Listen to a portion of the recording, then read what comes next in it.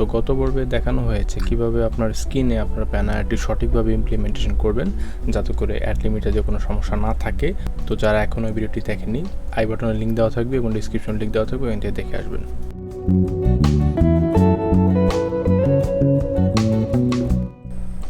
আর এই ভিডিওর মাধ্যমে আপনি জানতে পারবেন কিভাবে জনপ্রিয় অ্যাড ফরম্যাট ইন্টারস্টিশিয়াল অ্যাড আমরা সঠিকভাবে আমাদের অ্যাপসে ব্যবহার করি যাতে করে আপনাদের অ্যাড লিমিট জাতীয় বা ইনভ্যালিড ট্রাফিক জাতীয় আপনাদের কোনো প্রবলেম অ্যাপে না থাকে। তো চলুন ভিডিওটি শুরু করছি। তো আমরা জানি সবচেয়ে বেশি যে অ্যাড ফরম্যাটটি ব্যবহৃত হয় ওয়ার্ল্ড ওয়াইড সেটা হচ্ছে ইন্টারস্টিশিয়াল অ্যাড, যার মাধ্যমে আসলে খুব অল্প অ্যাডের মাধ্যমে আপনি বেশি আর্ন করতে পারবেন। কিন্তু আমরা যারা নতুন ডেভেলপার আছি তারা আসলে ইন্টারস্টিশিয়াল অ্যাড সঠিক কীভাবে ব্যবহার করতে হবে সেটা সম্পর্কে সেরকম ধারণা না থাকার কারণে আপনাদের অ্যাডস প্ল্যাটফর্ম অর্থাৎ অ্যাডমবের ভিতরে বিভিন্ন প্রবলেম ফেস করেন, যাতে দেখা যায় আপনার শেষ যে পরিণতি হয় সেটা হচ্ছে আপনার অ্যাকাউন্টটি ডিসেবল হয়ে যায়। তো ইন্টারস্টিশিয়াল অ্যাড হচ্ছে এমন একটি অ্যাড ফর্মে যার মাধ্যমে আসলে সবথেকে বেশি ভায়োলেশনে আমরা আক্রান্ত হই। তো যদি আপনি ভিডিওটি প্রথম থেকে শেষ পর্যন্ত দেখেন তাহলে আপনি একটা আইডিয়া পাবেন কীভাবে আসলে আপনার ইন্টারস্টিশিয়াল অ্যাডটা আপনার অ্যাপসের ভিতরে ব্যবহার করতে হবে যাতে করে ভবিষ্যতে এইসব প্রবলেমে আপনার ফেস করতে না হয়। তো চলুন শুরু করছি। তো প্রথম যে বিষয়টি নিয়ে আমরা আলোচনা করব সেটা হচ্ছে আমরা অবশ্যই সবসময় অ্যাডমবের লেটেস্ট যে এসডিকে আছে ওইটা ব্যবহার করব। আমরা কি করি, ভিডিও দেখে বা কোনো একটা ডকুমেন্টেশন থেকে আমরা ওইখান থেকে কপি পেস্ট করি। কপি পেস্ট কখনোই করা যাবে না। অ্যাডমবের যে অফিসিয়াল ওয়েবসাইট আছে ওইখানে যাবেন, যাওয়ার পর আপনার যে এই যে দেখতে পারতেছেন এখানে যে ডিপেন্ডেন্সিগুলো আছে এটা আপনার অবশ্যই লেটেস্ট যে ডিপেন্ডেন্সি এটা ইউজ করতে হবে। এটা ইউজ করলে কী হবে, প্রতিনিয়ত তাদের যে আপডেটগুলো আছে এটা চলে আসে এবং পিছনের যে বাগগুলো আছে এগুলো তারা ফিক্স করে ফেলায়। তো দেখা যায় আপনার বিগত যদি কোনো এসডিকে ইউজ করেন তখন দেখা যায় তার এমনিতেই বিভিন্ন ধরনের প্রবলেম থেকে যায় যা পরবর্তীতে আপনার অ্যাপের উপর ইফেক্ট ফেলে। নেক্সট যে বিষয়টা আমরা দেখব সেটা হচ্ছে আপনার অ্যাপটা কি আসলে ইন্টারস্টিশিয়াল অ্যাডের জন্য পারফেক্ট। দেখা যায় আমরা বুঝি না আসলে কোন অ্যাপে আমাদের ইন্টারস্টিশিয়াল অ্যাড বসাতে হবে, কোন অ্যাপে আমাদের ইন্টারস্টিশিয়াল বসাতে হবে না। আমরা কি করি, যে কোনো একটা অ্যাপ পেলে তার মধ্যে ইন্টারস্টিশিয়াল বসিয়ে দেয়, কিন্তু আসলে আমাদের এটা বুঝতে হবে যে কোন অ্যাপসটাতে আপনার ইন্টারস্টিশিয়াল অ্যাড বসালে ভালো হবে, কোন অ্যাপসটাতে আপনার ইন্টারস্টিশিয়াল অ্যাড বসালে ভালো হবে না। তো এখানে আসলে বলা আছে is an interstitial ad the correct ad format for my app. এটা বোঝানো হয়েছে যে আপনার অ্যাপটা কি আসলে ইন্টারস্টিশিয়াল অ্যাডের জন্য পারফেক্ট কিনা। এখানে অ্যান্সার হিসেবে বলা আছে interstitial ad are best suited for app with multiple screen. যেমন আমরা এই উদাহরণে দেখতে পাচ্ছি, এখানে দেখতে পাচ্ছি কয়টা অ্যাক্টিভিটি আছে, একটা হোম অ্যাক্টিভিটি, এখানে overview activity, dashboard activity, rate your day, মানে 4-5টা এখানে স্ক্রিন আছে। তো 4-5টা স্ক্রিন যখন থাকবে, আপনাদের যখন বেশি পরিমাণে অ্যাক্টিভিটি থাকবে অর্থাৎ স্ক্রিন বেশি থাকবে তখনই শুধুমাত্র আপনাদের ইন্টারস্টিশিয়াল অ্যাডটা ব্যবহার করবেন। আপনারা এইটুকু চেষ্টা করবেন যে আপনাদের যাতে কোনো বাটন জাতীয় বা কোনো ভিউতে ইন্টারস্টিশিয়াল অ্যাড বসানো থেকে বিরত থাকতে হবে। বাটন অ্যাড বসালে কী হবে, আপনাদের যে ইনভ্যালিড ক্লিক সেটা পরিমাণটা বেড়ে যাবে। ইনভ্যালিড ক্লিক পড়লে আপনারা অবশ্যই জানেন যে আপনার ইসিপিএমটা হাই হয়ে যায়, তখন আপনারা নিজেরাই বুঝতে পারেন যে আপনার অ্যাকাউন্টে অ্যাড ট্রাফিক লিমিট বা কোনো সমস্যা আসতে চলেছে। তো কোন কাজটা করা যাবে না, আপনাদের সিঙ্গেল স্ক্রিন অ্যাপ আছে, যেমন এখানে দেখতে পাচ্ছেন এটা হচ্ছে একটা টর্চ লাইট অ্যাপ, তো যার মাধ্যমে আসলে স্ক্রিন কম, শুধুমাত্র দেখতে পাচ্ছেন এখানে একটা স্ক্রিন। তো একটা স্ক্রিনে সেরকম পরিমাণে ইন্টারস্টিশিয়াল অ্যাড বসানোর জায়গা থাকে না, এর জন্য আপনারা কী করেন, বাটনে অ্যাপ ইমপ্লিমেন্ট করেন। বাটনে অ্যাপ ইমপ্লিমেন্টেশন করা যাবে না।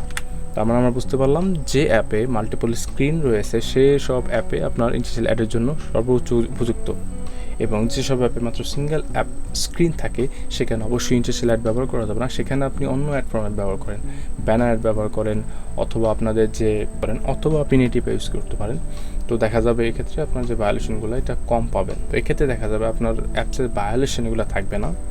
পরের যে স্টেপ নিয়ে কথা বলবো সেটা হচ্ছে কোন স্ক্রিনে আপনারা যে ইন্টারস্টিশিয়াল অ্যাডগুলো আছে ওটা ইউজ করতে পারবেন না, সেটা আপনার মাল্টিপল স্ক্রিন হোক বা আপনার যে কোনো অ্যাপ হোক। তো কোন জায়গায় আপনি আপনার যে ইন্টারস্টিশিয়াল অ্যাডগুলো ইউজ করতে পারবেন না সেগুলো নিয়ে আমি এখন আলোচনা করব। তো প্রথম যে বিষয়টি আলোচনা করব সেটা হচ্ছে আপনার অ্যাপটি লঞ্চ হওয়ার পূর্বেই আপনি কখনো এখানে অ্যাডস দেখাবেন না। এখানে দেখতে পারতেছেন ইউজার এখানে যে অ্যাপটা আছে এটা ক্লিক করার পরেই একটা অ্যাডস দেখাইছে, তারপরে হচ্ছে আপনার যে লোডিং স্ক্রিন বা আমরা যারা স্প্ল্যাশ স্ক্রিন বলি, তারপরে হচ্ছে আপনার হোম স্ক্রিন আসলো। তার মানে কি, এটা আপনার অ্যাপের প্রথমে অর্থাৎ আপনার অ্যাপের বাইরে একটা দেখানো হলো। তো এই ধরনের অ্যাড দেখাইলে আপনার অ্যাপটা অবশ্যই রিজেক্ট হবে এবং অ্যাড লিমিট চলে আসবে বা অ্যাড ট্রাফিক। যে ভুলটা আমরা করি, এটা আমাদের ম্যাক্সিমাম লোকে এই ভুলটা করে যে আপনাদের অ্যাপ থেকে এক্সিট করার সময় এখানে আমরা দেখতে পাচ্ছেন এটা হচ্ছে এক্সিট বাটন। যদি আমরা এক্সিট বাটনে ক্লিক করি তখন হচ্ছে ইন্টারস্টিশাল অ্যাড দেখায়। তো এটা হচ্ছে সবচেয়ে বড় ভুল। এটা বেশিরভাগ ডেভেলপার করে, কিন্তু এটা কখনোই করা যাবে না। আপনার এক্সিট বাটনে কখনোই আপনার ইন্টারস্টিশাল অ্যাড বসানো যাবে না। নেক্সট যে ভুলটা আমরা করি সেটা হচ্ছে আমরা একটা স্ক্রিনে মাল্টিপল অ্যাড দেখাই। যেমন ধরেন আপনি একটা বাটনে ক্লিক করলেন, তখন একটা অ্যাড দেখাইলো এবং অ্যাডটা দেখানোর পর আপনি যখন অ্যাডটা ক্লোজ করে দিলেন তখন আর একটা অ্যাড দেখাই দিলেন। এই কাজটা কখনোই করা যাবে না। এটা করলে আপনার যে অ্যাড ইউনিট আইডিটা আছে ওটা অ্যাডমব ব্লক করে দিবে, তখন আর ওই আইডি থেকে আপনি এই ইন্টারস্টিশাল অ্যাডটা দেখাতে পারবেন না এবং যতদিন পর্যন্ত ফিক্স না করবেন তখন এটাতে কাজও করতে পারবেন না।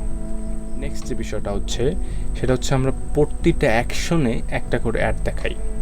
এখানে একটা বাটন আছে, বাটনে ক্লিক করার পর একটা ইন্টারস্টিশাল অ্যাড দেখালো, যখন ক্লোজ করলো একটু ব্রাউজ করে যখন আরও একটা বাটনে ক্লিক করলো তখন আর একটা অ্যাড দেখালো। এটা করা যাবে না। এটা করলে সেই আপনার সেম প্রবলেম হবে।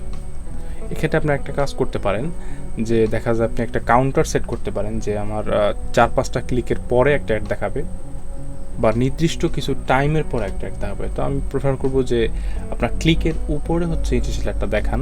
আপনার ইউজার 5-6 বার যখন একটা বাটনে ক্লিক করবে তারপরে একটা অ্যাড দেখান। যে বিষয় নিয়ে আলোচনা করব সেটা হচ্ছে আমাদের অ্যাপটা লঞ্চ হওয়ার সাথে আমরা অ্যাড দেখাই।